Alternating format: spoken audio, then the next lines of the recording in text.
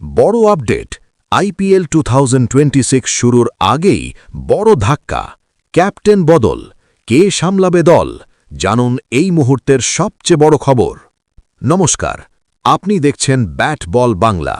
Indian premier league 2026 শুরু হওয়ার আগেই বড় পরিবর্তন সানরাইজার্স হায়দ্রাবাদ শিবিরে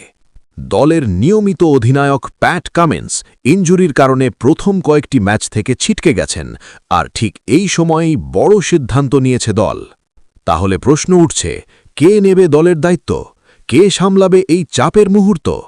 হ্যাঁ ঠিকই শুনছেন ঈশান কিষানকেই ইন্টারিম ক্যাপ্টেন হিসেবে ঘোষণা করেছে সানরাইজার্স হায়দ্রাবাদ সম্প্রতি আইসিসি মেন্স টি20 ওয়ার্ল্ড কাপ 2026-এ ভারতের ঐতিহাসিক জয়ে গুরুত্বপূর্ণ ভূমিকা রেখেছেন ঈশান কিষান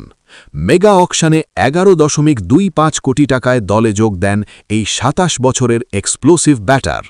গত সিজনে 14 ম্যাচে 354 রান স্ট্রাইক রেট 152+।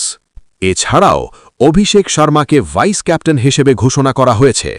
এবার সবচেয়ে বড় প্রশ্ন প্রথম ম্যাচেই কি হবে আগুন ঝরা লড়াই কারণ ওপেনিং ম্যাচে এসআরএইচ মুখোমুখি হবে ডিফেন্ডিং চ্যাম্পিয়ন রয়্যাল চ্যালেঞ্জার্স বেঙ্গালুরুর বিরুদ্ধে 28 মার্চ বেঙ্গালুরুতে